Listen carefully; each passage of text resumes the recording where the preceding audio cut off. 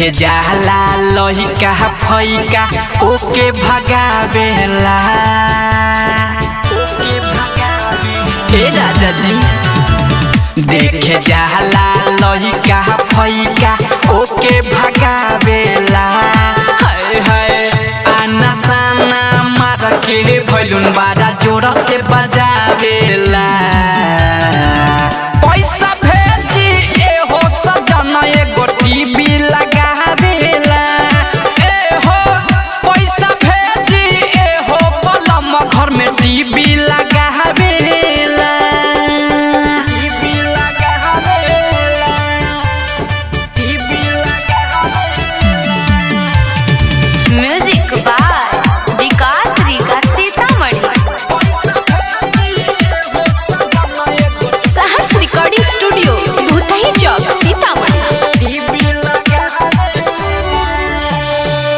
अलग कहेला कदे मडोजो बड़ा दुखवाए जा। हम तई हमाय अकेले घर में भोगता निसाजा। ए राजा जी अरे अलग कहेला कदे मडोजो बड़ा दुखवाए जा।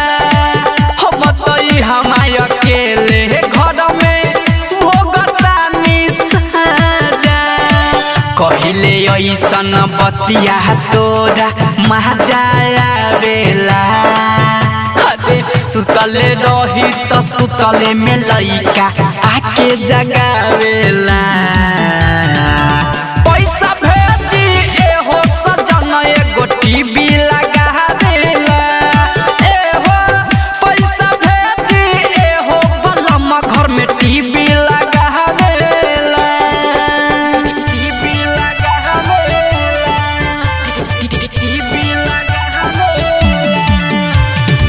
Music by Vikas Riga Sitamarhi.